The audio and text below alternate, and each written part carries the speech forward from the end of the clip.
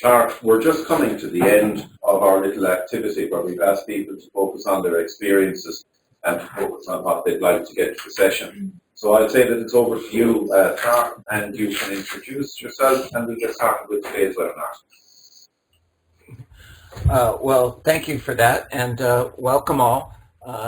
Appreciate you being here with me today. It's just after 7 o'clock for me, so I have had a bowl of cereal and a cup of tea, so I guess I'm ready to go.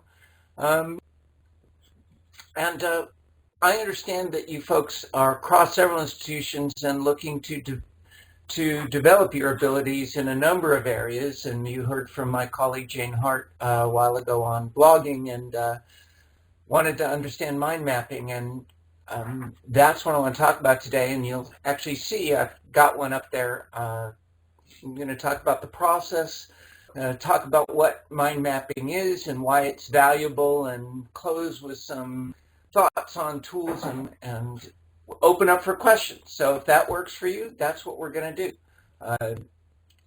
I can see you. Hi, wave. Say, there you go. Thank you. Great to see you. All right. So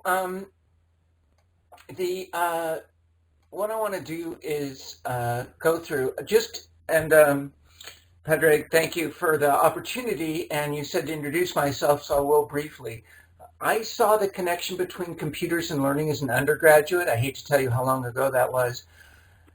And there wasn't a program, so I designed my own major, and that's been my career ever since. And it's led through games and mobile, and increasingly it's working with organizations and institutions to get more strategic about the use of technology. People will buy an LMS and have no strategy to go with it. So what I do these days is I help organizations use technology in ways that align with how we think, work, and learn. And we're not doing a very good job of that in many spheres of life. That's most of my work is corporate, but I also do higher ed, not-for-profits, government. And in many places, we're just not aligned. So that's kind of my background and my twist, and I focus on sort of cognition and technology to meet real needs is my blinders, and I introduce this just so you understand the strange, twisted way I look at the world and can understand and filter my comments through that perspective. So I want to start by talking about the process of mind mapping, and I do this for a particular reason, because I want you to do it. You feel free to take your technology, including paper and pencil. We'll talk more about it, but you could mind map this discussion as an exercise and see whether that makes sense for you. To start, you have to have a plan. I do a lot of mind mapping, and one of the things I do is I include an arrow, because I mind map presentations, keynotes at conferences, and I get this keynote speaker, and I used to listen to it. But they would say something interesting, and my mind would go off away. And by the time I came back, I'd lost track. So I needed some extra overhead, and we'll talk about exactly what that overhead is. So I started mind mapping the keynotes to give me enough overlap. And in that processing, it kept my mind from going away, and I listened better. But because it's a linear presentation, I have to have a start, and I started just literally putting an arrow in the background of my mind maps to let people know which way I'd gone. I don't know if it's a consistency or not, but I go counterclockwise around, starting at the upper left mostly, and go around. Now, you're supposed to have a central concept. It could be the topic of your mind map, the topic of the talk, the title, but you start with a node in the center, and then you start allocating nodes around it. So I realize this is pretty well known, but I just want to be clear about it for the purposes here, and then we'll talk about what this means, what it represents. And then you link them. Now, one of the things I find I have to do is I end up rearranging it a lot. Not so much moving, changing the connections, although occasionally I restructure, but also just to make it fit nicely and get it nicely spaced. But once you put on a node and you make a connection, and then you start adding other nodes, both subnodes of that node and further nodes around. So here's a mind map of a presentation I did on gamification, and you see the arrow in the background, and you see I started putting notes, and some of them connect, and then that finishes that sort of topic or section of the talk, and you move on, and then you go to the next section of the talk and document it, and you move to the next section of the talk and document it, and you move your way around the map. And I just will note that, so you start with that standard process, but even here, he had a diagram. I wanted to capture that. So I just drew it into the diagram as well. You know, if you're using a freehand tool, that's easy. If you're using a specific mind map tool, that might actually get hard. But the point is to capture what it is you want to capture. And you can go further, of course, and color it. This is one I did about sort of my thinking about the elements of a learning strategy, a learning architecture. Actually, those are the elements that go into learning architecture, including some thoughts on culture and meta-learning. But this gives you a framework to start thinking about strategy. And the point is that now I've used color to help make it easier to see the different sections. There are lots. Color is just an additional coding. Shape. The shapes of the different objects could be meaningful as well. And you can map those in different ways. You can map them as hierarchical trees straight down. I should have shown a picture of that. But typically, the mind map is in a circular around. So that's the process. Feel free to go ahead and do it. But we're going to get started with the rest of it about why it's important as opposed to how to do it. Any questions at this point? No. I see a lot of blank looks. I can't see very closely, can't quite read the room, but all right. So you guys ready for me to go on? Yeah. Okay. So let's talk about what is a mind map, and it's pretty simple, really. It's two concepts that you want to create a relation between. And by creating these relationships, you begin to structure knowledge. What we're doing, that link can actually be one of several types. It can be a link that's, we'll talk about the different types of links, but it can be labeled. And if you do, you get a formal thing called a semantic network. And I did, while I was finishing up my PhD in cognitive psychology, I got a job working with Kathy Fisher of the SEMNet Research Group, which was also in San Diego. And she had developed a semantic network representation tool called SEMNet. It's now gone into a corporate tool that they use for capturing knowledge. But at essence, in the lower right, you'll see that when you create a relationship, you have a node and two nodes, and then you specify the type of relation. You can create new ones, but those actually get labeled. You see in the upper left, which is just the SEMNet start screen in a sense, but it's a semantic network. We see different types of labels: version, implemented by, copyright, designed by. And really, those nodes are implicit in a mind map, because a mind map typically doesn't have labeled links. They're implicit in it. So we might have directionality in it, but we don't necessarily have labels. And the point, the reason why we do this, is to tap into our visual system using spatial representations. We have a really powerful visual processing system. We're pattern matchers, and a large part of our cognitive architecture is dedicated towards visual processing and information. My dogs, they've got powerful olfactory processing system, but ours are much more visual. And Larkin and Simon, Jill Larkin and Herb Simon at Carnegie Mellon wrote a really interesting paper, and they talked about, it was titled "Why a Diagram is Worth 10,000 Words." And what their claim was that you're mapping conceptual relationships, important relationships that build models, to spatial relationships. so that you're coding them in a sense into space, which gives us a way to help do it. I diagram as well as mind map just to help me make sense of things, to map my conceptual relationships, spatial relationships, to use my visual processing system to understand. And this is important for thinking and for representing. And we have these powerful capabilities to process this. And the importance of conceptual relationships, the best way to understand the world is in terms of really mental models. And we create our cognition on the fly.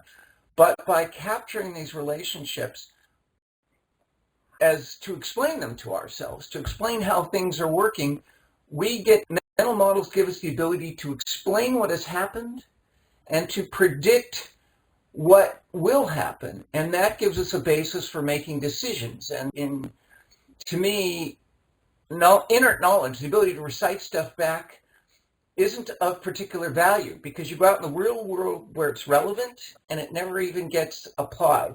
But to make it applicable, to not just have a collection of facts, but to make it useful for operating, we need to create it in models that gives that explanatory and predictive capability.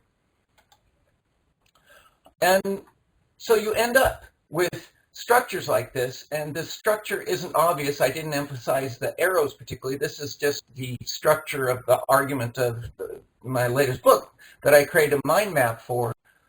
But the point is, if I took more space and spread out and made the links stronger, you would see, but certainly you can parse the structure of the argument.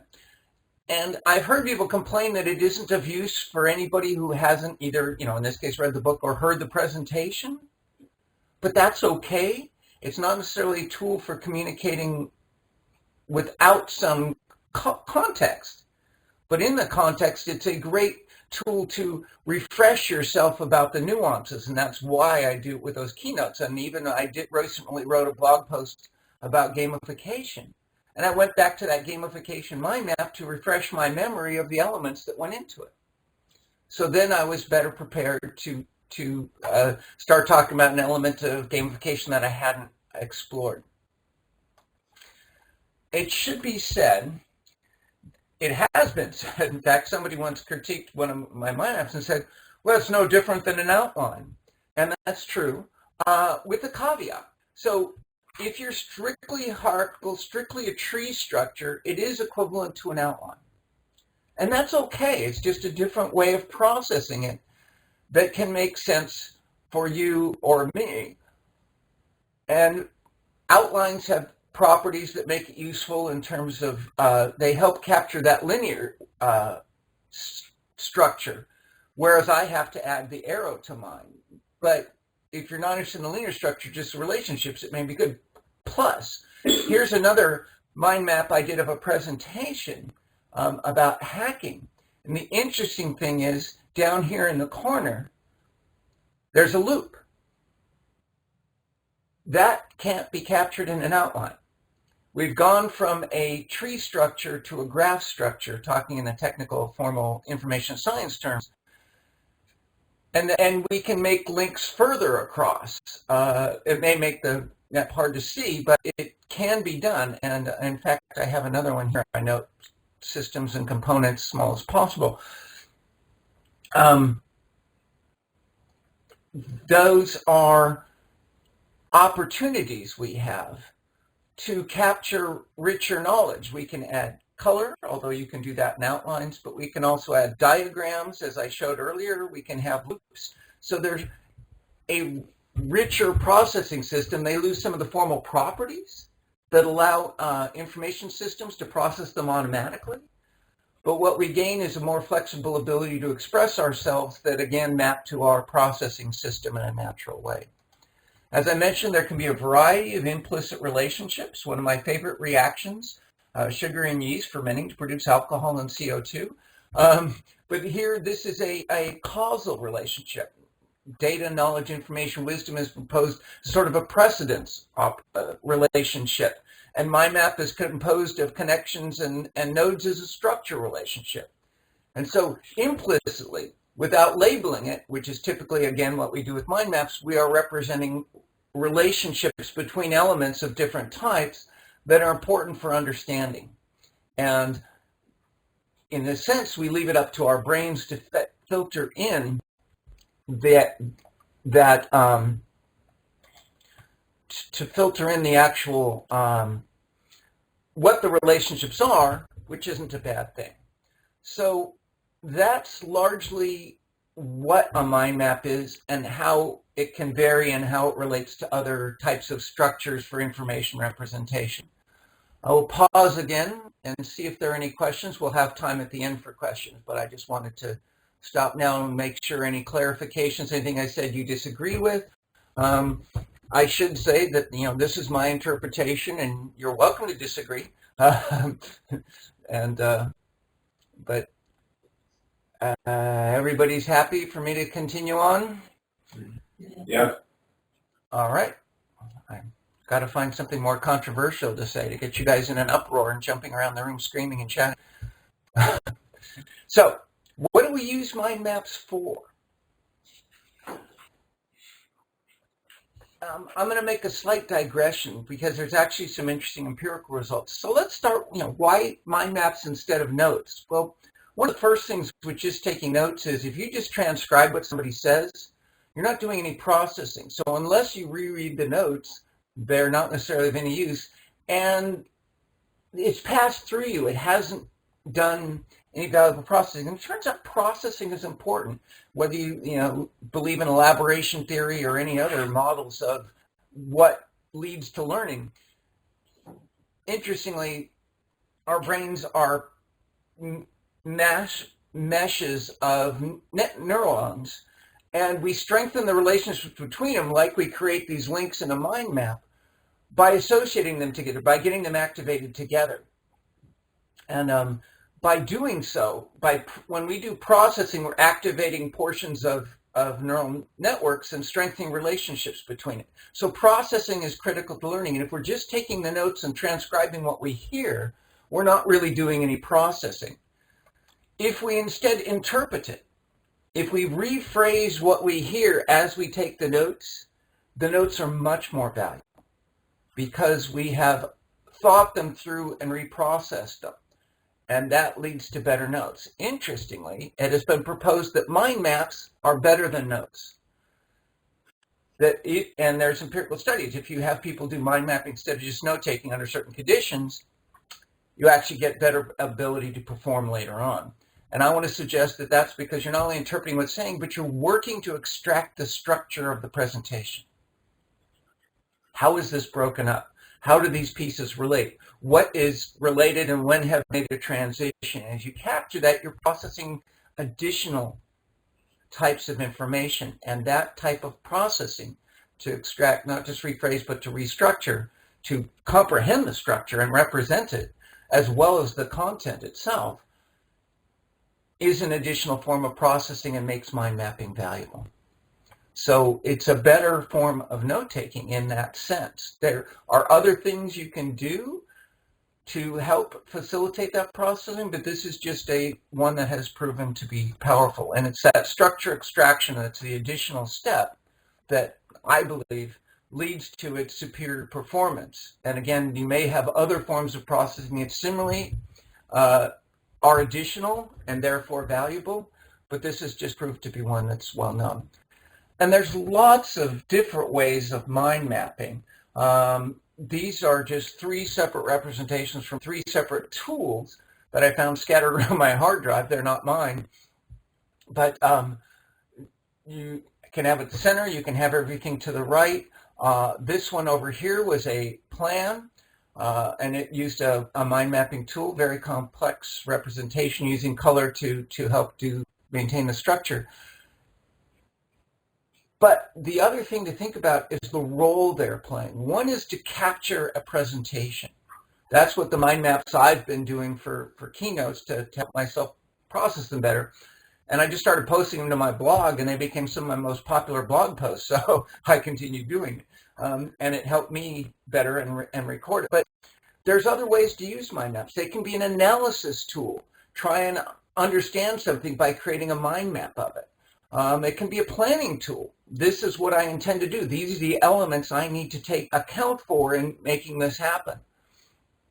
So analysis, planning, information representing, comprehension. There are a number of ways of using this can be useful. Communication. You can use them to present material to people, but that will only capture, the structural relationships, and you may have to annotate in ways to help people understand what you're communicating through it if it isn't just structural relationships.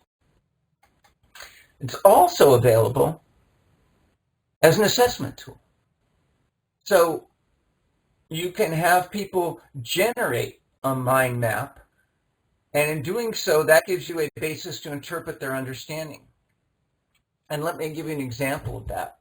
So when I worked with Kathy Fisher that summer, one of the things she was doing was teaching physiology. And she was explaining the systems of the body. And I don't know what prompted this question on her part, but she said, in the digestive system, the stomach and the intestines, and I'm not elaborating all the other elements, and then there's the excretory system and the kidneys and the bladder. Now, water comes in through the digestive system. It leaves through the excretory system. And the question is, how does water get from one of those systems to the other? She hadn't told the students. She was looking at them to infer what the mechanism was. Interestingly, a number of them posited an explicit duct from the intestines to the kidneys to account for this question. Turns out this is completely wrong. There is no such duct. That in fact the water is absorbed from the intestines into the blood system, and eventually gets, as the blood is pumped through the body, is taken to the kidneys and extracted. So it's running through the blood system. There's no separate duct. But this way she was able to diagnose a misconception,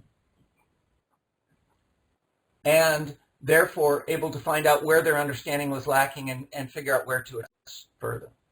So the point being that having your learners represent information is actively represent their understanding provides a representation for you to infer the level of their understanding and make assessments. So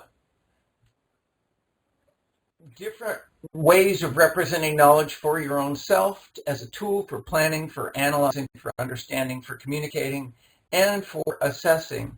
These are the major operations of mind maps in cognition, but specifically in education. Again, a pause in the process. Any questions or issues at this point? A lively group. Other than the negative, it just, it's hard to understand if I'm making sense or not. But so is this making sense to you so far? Yeah. Okay, good. That's the reality check I needed. If not, we'll have time for questions. So tools. How do you do mind mapping? And let me make a caveat. I haven't explored all the tools. I don't do mind mapping as I'm not a evangelist for mind mapping. I just do it. But I'm aware that there's tools, and I'll get to the tool I specifically use. But the first thing is there are mind mapping specific tools. Some are applications. So at CrossMind, Simple Mind, MindJet, if you let me Google that for you. Mind mapping tools, you will find a whole list. I think these are three of the perhaps most prominent applications that run on your machine. A dedicated application.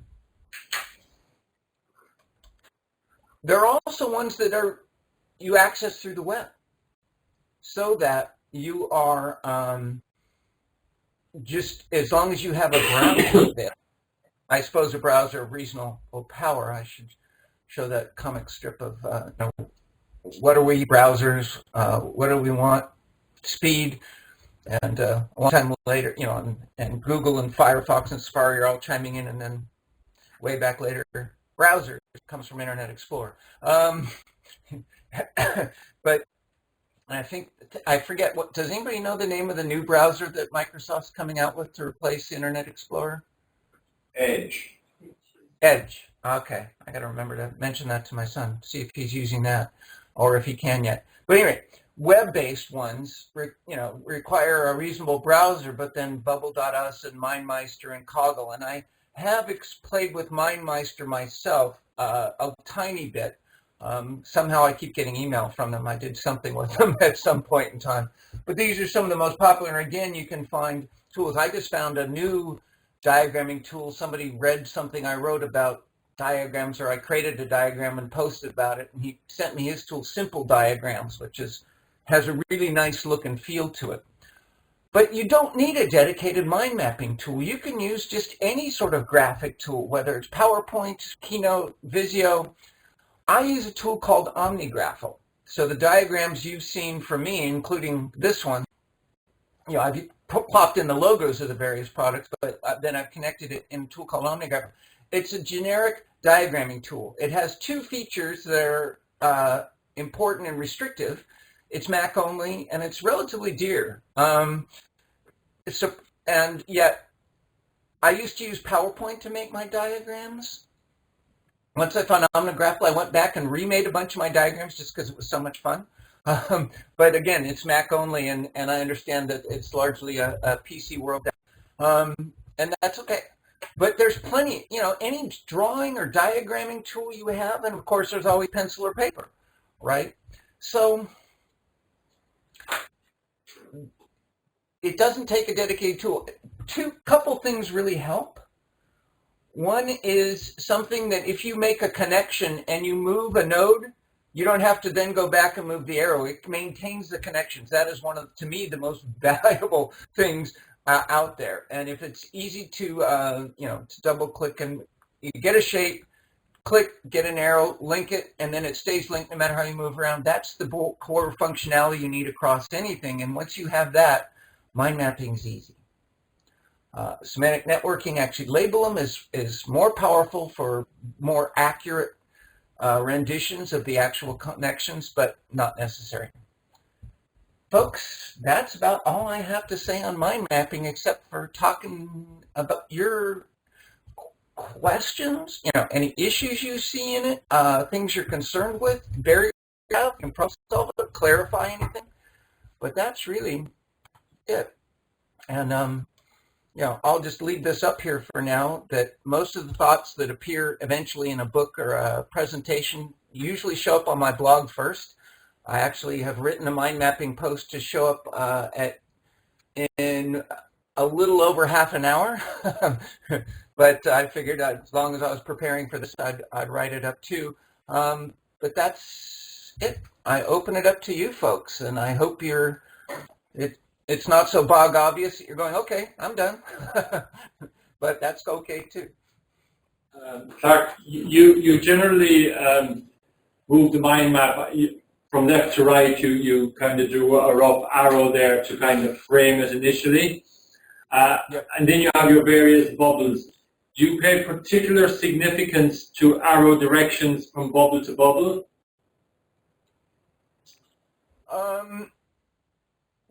No. The ones that are directly connected to the center node have to have precedence. Actually, I do. I try not to have them, if it came in. So let's say I've got a subsidiary node. Let me put a sample map up there, and maybe I can point to it in some way. But so if you see process and then systematic and variations on that diagram up there, I don't know if that's big enough for you to see it. Yeah, that's fine. Process here, systematic variations. If I'm listening to a linear presentation, like a talk, like a presentation, if they say it systematic before variations, I try and make sure that they have precedence in the order going around, or at least around that node. So I won't, if they said variations first, I would try to be pretty clear to keep it, because I want to keep the flow of the order they set it to me is important as well. That's part of their structure. So it is important to me to try and capture that. Occasionally I'll get rest. it depends on the presenter. Some people talk really fast and throw a lot of complex structure in. That's always a challenge to mind map.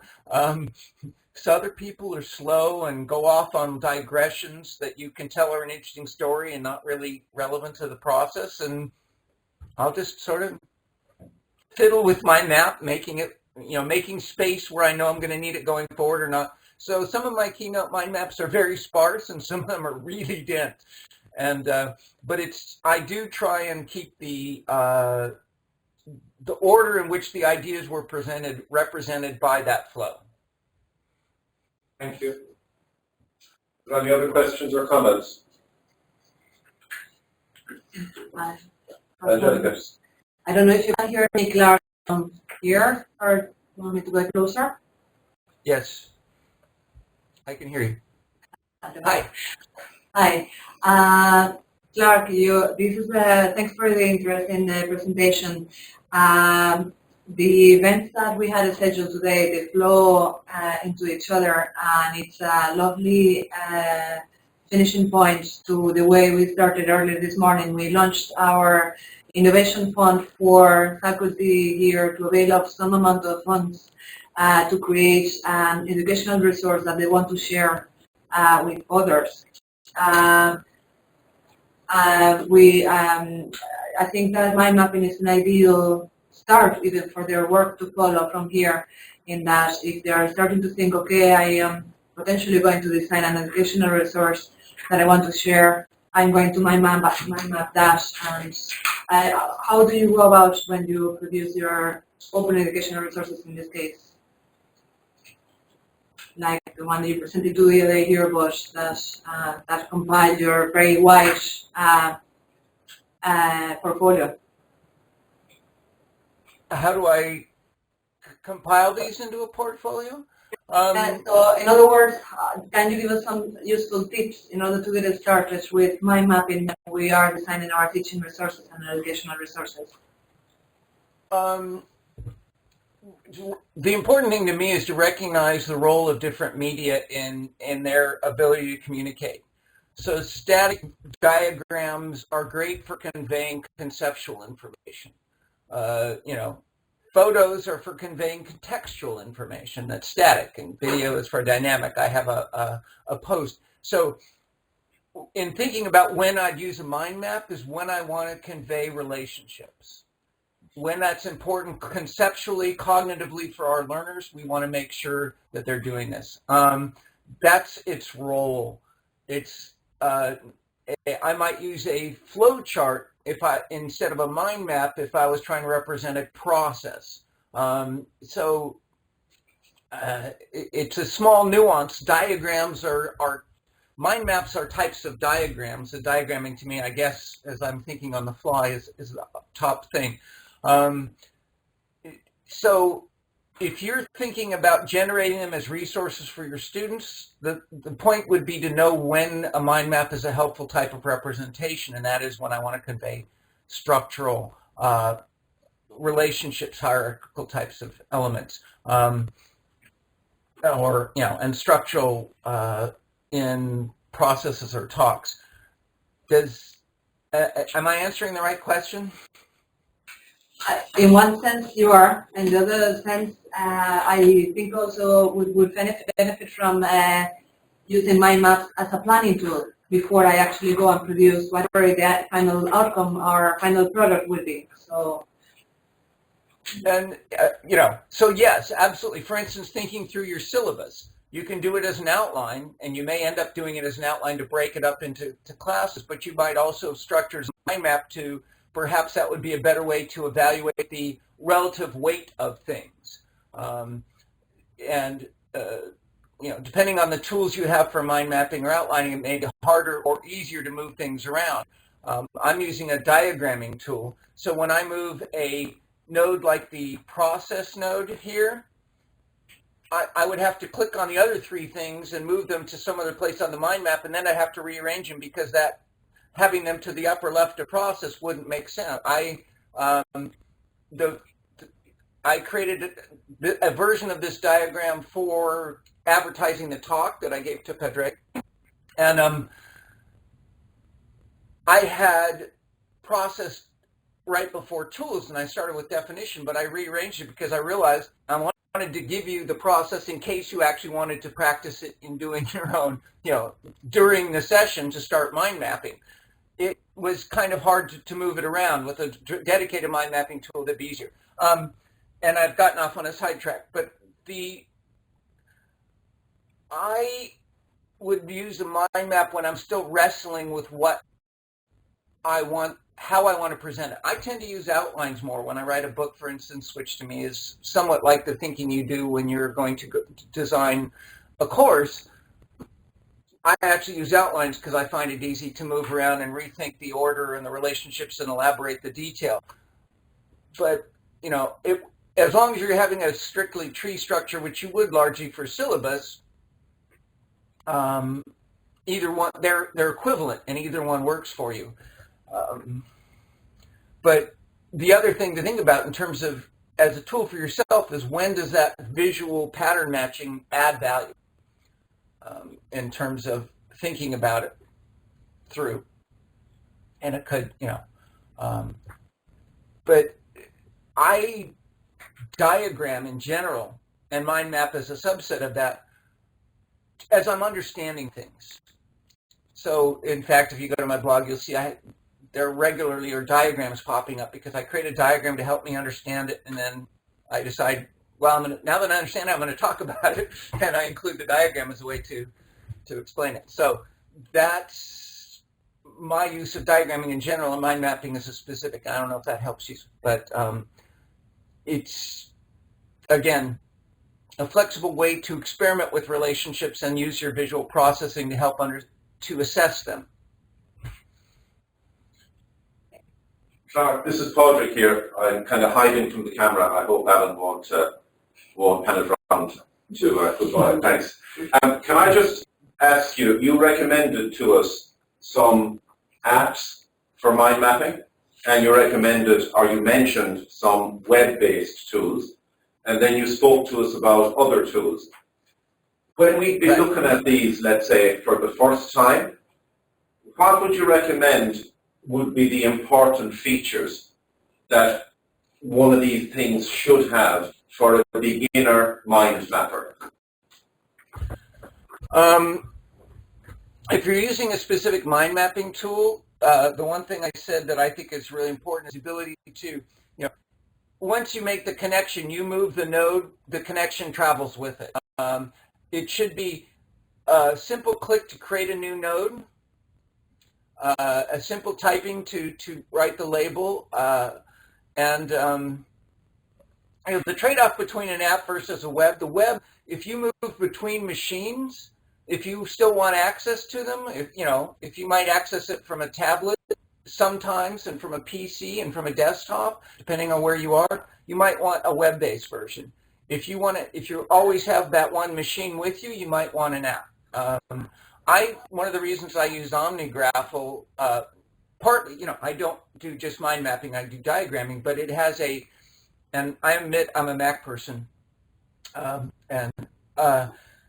it has a version on my laptop and my iPad and even now my iPhone, and those all are synced to a central server. So if I create a diagram on my iPad, the next thing I'm on my Mac, it's there. And I can add to it, elaborate it, improve it, because the tools are not quite as good on the iPad, but I can create a reasonable representation. And in fact, I did. I went to give a presentation and I wanted to add a slide and I wanted to add a diagram. So I created the diagram on the train and I went in and put it in the presentation, and then I gave the presentation. I came back and then it was on my desktop and I popped it into a blog post. So that, to me, the interoperability, you would get that similarly from a web version, whatever device you open a browser and there you have access to. This, you don't have to worry about connectivity. It's yours, you own it. If that device is always with you, you don't have to worry about it. Those are the trade-offs. But the critical thing to me is just ease of creating it. So it should be very simple to add a node and to move a node. And those, to me, are the two most critical things. Color is a nice extension. The ability to add other types of graphics. If somebody makes a diagram in the presentation, presentation, you want to capture that. If you can, these days everybody will just see something up on the screen in a presentation, they'll just snap a picture of it, but can you add that into the mind map? Those are nice to have. The critical thing is easy to add a node and easy to move a node. Can I open that question up to the group? Because I know we have some experienced mind mappers here. The same question to the group.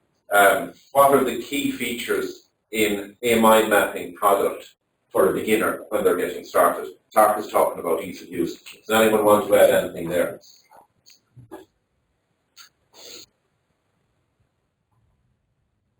One of the features, sorry, Clark, that I use with an inspiration software is the assignment generator, where if you build in the text behind the mind map, it allows you to kind of generate the assignment, and then all you have to do is kind of link up each passage behind the diagram.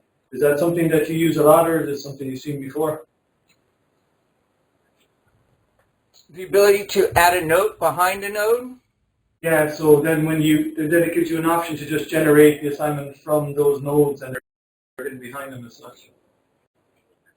I haven't thought about that. It seems, so the same people who produce OmniGraph will produce OmniOutline. And one of the things they do in their outline is the ability to add notes underneath the nodes. OmniGraph doesn't have that, to my knowledge, for the for its nodes, its shapes in a diagram. I would think a dedicated mind mapping tool might be really nice to be able to elaborate behind a node to add some additional text. Could you then push a button and have all that text generated as a document? Sounds like a great idea. You'd have, most mind mapping doesn't necessarily inherently have an order. Maybe it does implicitly, but you'd have to have a way to indicate what order to process the nodes to generate the text. But other than that, interesting idea, and I haven't the faintest idea. Like I said, haven't done a market comparison of features of mind mapping tools. I just searched some because I knew they existed and some popular ones. But is that something you've seen, or you just are thinking would be a good idea? Oh, I've seen it in like Inspiration Mind, and there's a new one called Mind View, and I think that does it as well. Okay, yeah, Inspiration's an interesting one that I wasn't sure still there. I remember a number of years ago. It lets you swap between outline and mind map mode, which is interesting to me. But no, that sounds like a nice tool for creating a general structure. The problem is you'd have to write each of those nodes so that they stood alone and yet could be sequenced. And in being sequenced didn't seem like arbitrary chunks of text. At least if you're trying to make a coherent essay or something, right? Yeah. Interesting. Does anyone else have a question or comment for Clark? Just a little comment on just Thomas' intervention there. Thomas, from discussion with you, I know that we all evolutionary for inspiration. Is that the case? Yeah, and for Mind Genius. And for Mind Genius, which is kind of more student-friendly mind mapping choice. So, is that okay if we send them the direction to find? So I'm hearing recommendations for Mind Genius and Inspiration as well. Excellent. I have a question for those, Patrick, since you said there's some well-experienced mind mappers there. Anything I missed that you recommend people consider?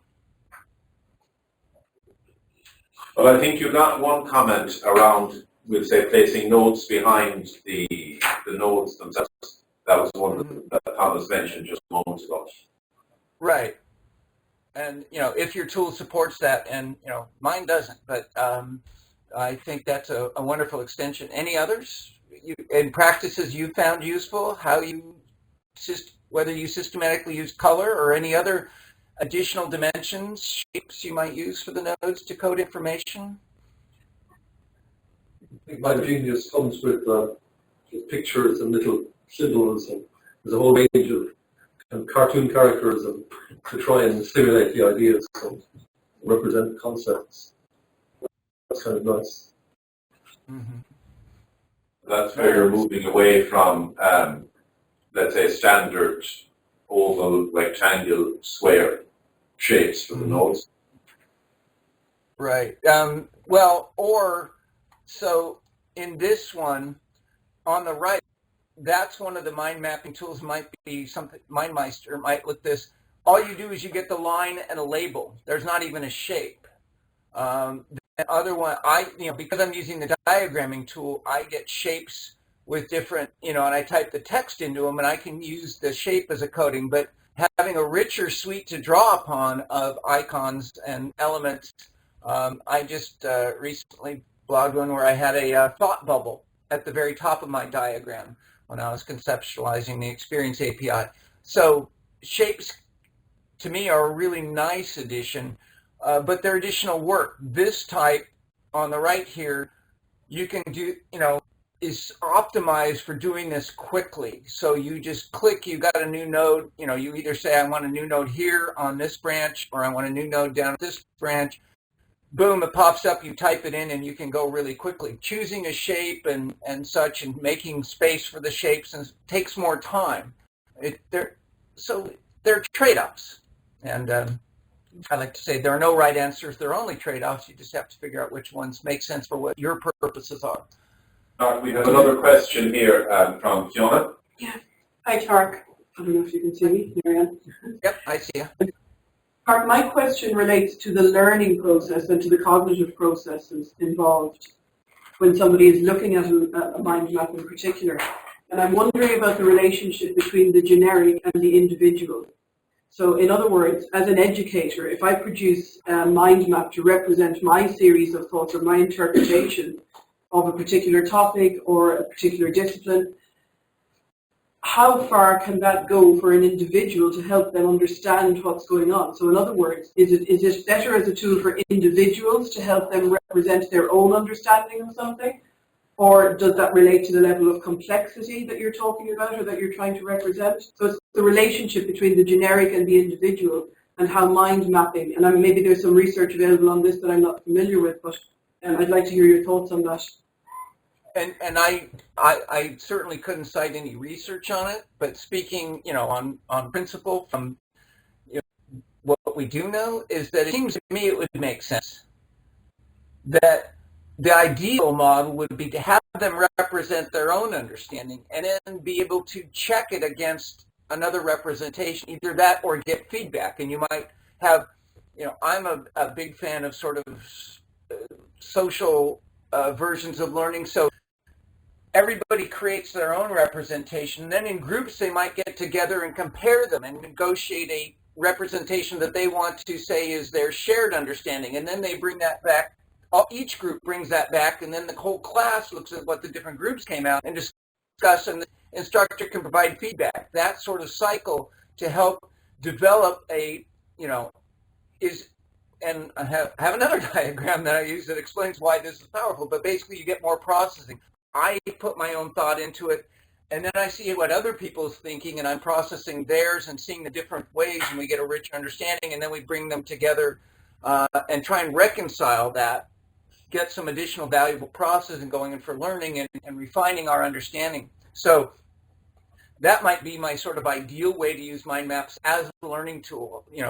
I wouldn't necessarily use that for everything, but when I'm wanting people to get a structural understanding of something like, human physiology, that to me might be a powerful tool for doing that. Does that make sense? But,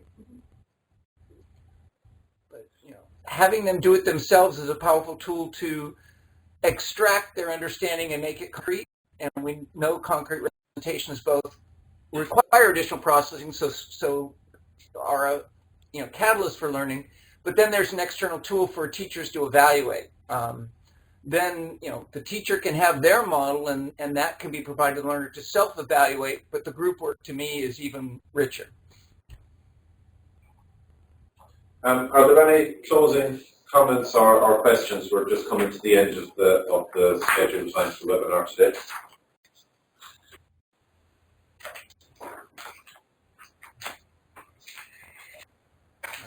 Yeah. I'd just like to thank the group. This is the last event of our Take One Step event here at the university. So thanks very much for all the work that has gone on today, and thanks for your attendance at these sessions. I see some people who've been at a number of them today, so thanks very much for your attendance. And to Clark, thanks very much for giving us a nice overview of mind mapping and what's behind it. And I hope you've given some inspiration to the group to take this on themselves. Thank you very much. Thank you all. Thank you all for your time. I hope sometime to get back to the Emerald Isle and visit Limerick. And but enjoy the rest of your time and good luck with all you do. I will drop out now and leave you to the rest of your closing. Thanks very much.